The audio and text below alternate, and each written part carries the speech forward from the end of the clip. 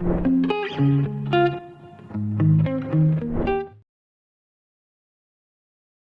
guys, in this video let's talk about the problem longest substring without repeating characters. So, given a string, we have to find the length of the longest substring without repeating characters. For example, the longest substring without repeating letters for this particular string is just ABC, right? So, if we look here, then this is the longest substring which is of the length 3. Therefore, we will simply return the length. Right, this is 3 for this particular string, and for the next case, which is this, so the longest substring is the single letter B, right? Because if we consider any other substring, then B and B repeats. So therefore, there is just a single letter here, and therefore we will return the length 1. So now how can we approach this problem? Let's see that. So there is a brute force solution which says that we can consider all substrings one by one and check for each substring whether it contains all unique characters or not. So the total number of substrings are n into n plus 1 by 2, and to check if a substring contains all unique characters or not, we can keep a map of the visited characters. Therefore, this step can be done in a linear time. The total time complexity of calculating all the substrings and then checking if they contain unique characters or not, so the time complexity is going to be order of n cube. Let's understand this with the help of an example. So this is the string, let's suppose A B C B E. Then what are all the substrings that can be present with the starting from A? So we can have just A, then AB, then ABC, then ABCB, then ABCBE, right? To check if the substring have the unique characters or not, for that we can use either map or we can use a set. If we use a map, then we can have a mapping from character to integer, which will store the character in a present substring and the frequency of that character, and in the set we can simply store the character only to check its occurrence. Now starting from A, we can have all these substrings. So at present we have just A, let's suppose this is the first string, and for now we are just considering a set. So A is not present, so let's put A and let's maintain a length variable. So length at present, the maximum length is just 1, right? Now let's move to the next substring, so which is AB. So right now A is not present, so let's put A into the set, okay? And B is not present, so let's put B into the set. Now the maximum length is 2. Now let's move to the next substring, so which is ABC. A is not present, let's put A into the set. B is not present, let's put B into the set.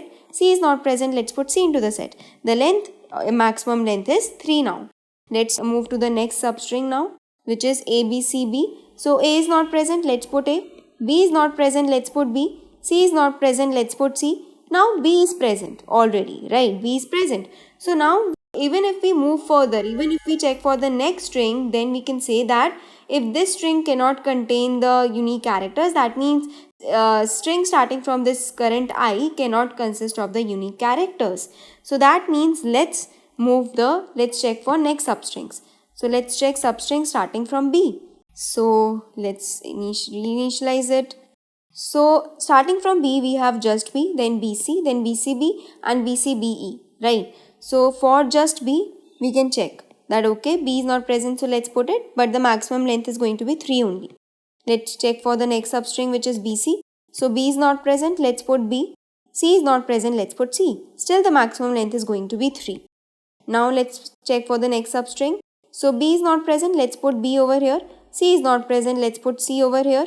Now this B is present, right? B is present. So what should we do? If we move even further, that will tell us that okay, it won't help us because the B is repeating.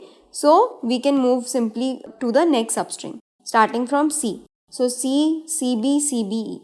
Likewise, we will keep on checking and we will keep on iterating till we have completely iterated this string, right? The complexity for this is going to be order of n cube, which is pretty huge.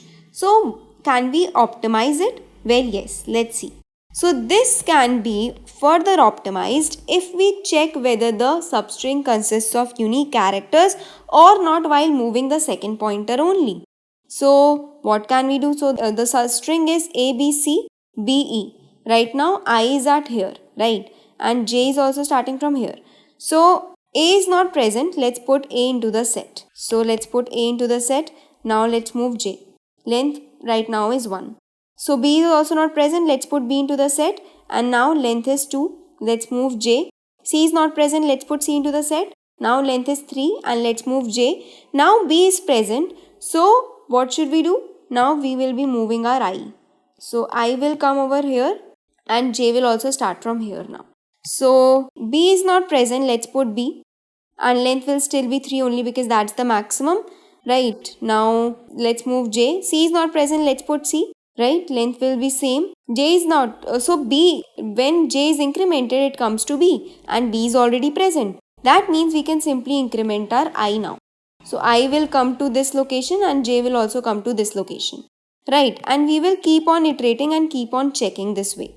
So C is not present, let's put C, right? And length will still be 3 only because that's the maximum. Let's increment J. This B is not present, let's put B, right? Now increment J. E is not present, let's increment E, right? And the length is here is 3 and our present maximum length is also 3, so we need not update it. Now let's increment J. So now we have completely iterated over our string and therefore we can stop. And here we are checking the uniqueness of the characters in the string while iterating with jth pointer. So that will take the time complexity of order of n square, right? Now can we even optimize this further? Well, yes, we can do this function, we can do this in linear time as well. Well, let's see how. So we have A, B, C, B, E, right? Our I is starting from here. Let's maintain a set. So we have A over here. So length, current maximum length is just 1.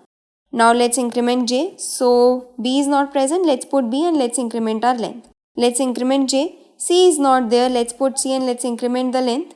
Now let's increment J. B is already present now. Since B is already present, instead of just incrementing I to one position and moving J back to ith location and restarting and checking all the substrings, can we not move J any further? Can we just do something else? Well, we have to actually make sure that B does not exist, right? So in that case, we can actually, instead of moving J back, we can increment our I till the point this jth character does not exist in the set anymore. Now what do I mean by that? Let's see. So I is incremented and this particular character now can be erased from the set as it is no more in the current window from I till J, right? So A can be erased. Now still the character at B is present in the set. So we need to increase our I further. Let's increase it. And let's remove this B now. Now does this character at J is present in set? Well, no, it's not present, right? That means this B has just one occurrence now and let's put it in the set now. So we have put the B and the present length is 2 which is less than the maximum length, so we will keep this same. Let's increment J now. So J will come to this position and E is also not present, so we can put E into the set and present maximum length is 3 and the current maximum length is also 3, so we need not update it, right? And let's move our J now.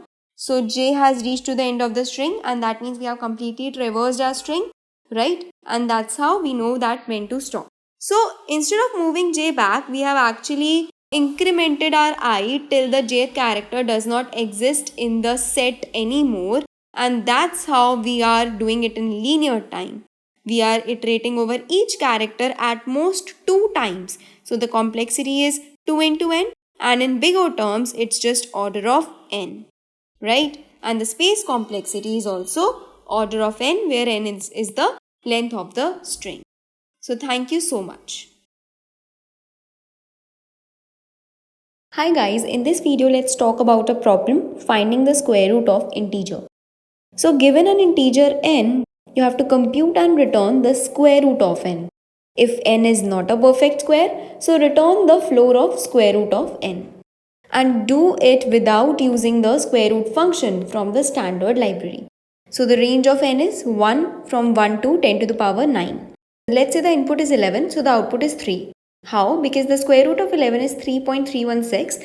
Therefore, we'll take the floor of it, so we'll get 3 as the answer. Let's see how this problem can be approached. So one possible way is, we know that the range of our answer is going to lie from 1 to n, right? So we can simply iterate from 1 to n, and we can check that if x square becomes equal to n, then we can simply return the value of x.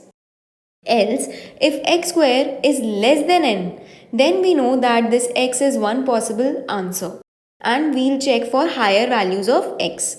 So let's say some x plus 1, so the value just greater than x becomes greater than n, the square of it becomes greater than n.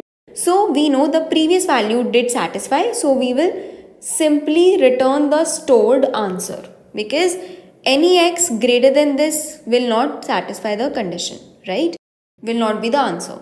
So let's see how can we optimize this problem, because this will give a time complexity of order of n, linear time complexity.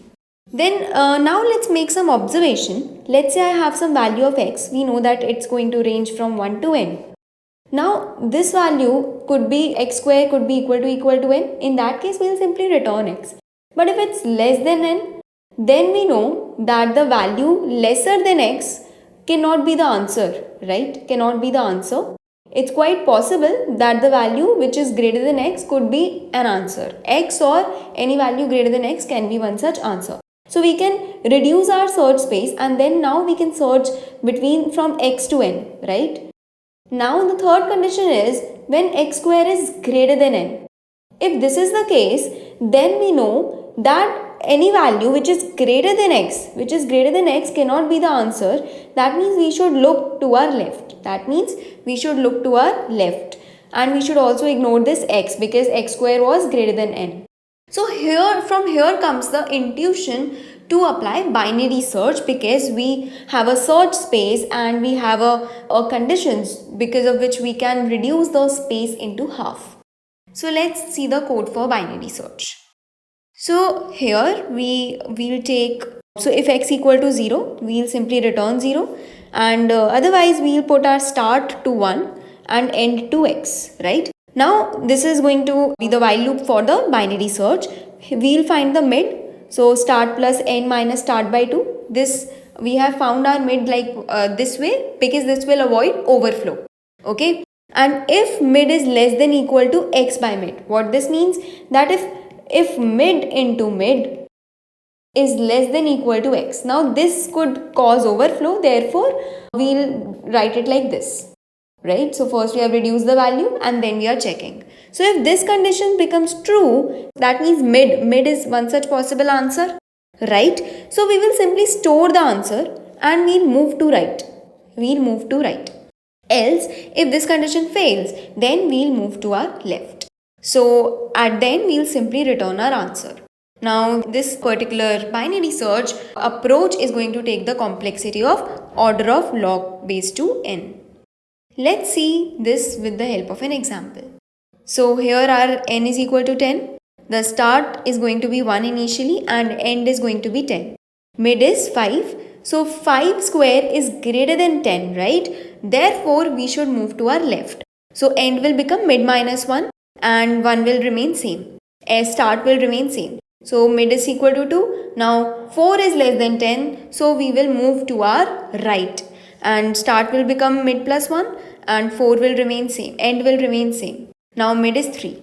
3 square is less than 10. So what we'll do? So basically whenever we are getting it as less than something, less than the value, so this particular number could be one possible answer. So first we have stored 2 because 2 square was less than 10. Then when we got 3 square less than 10, so we will simply store 3 now. Okay, and we will move to our right. So we will get start equal to mid plus 1. This will remain same and we'll get mid as 4. Now 4 square is greater than 10. So we will simply exit the while loop and we will return the stored answer, which is 3. So that's the running of the algorithm. So thank you so much.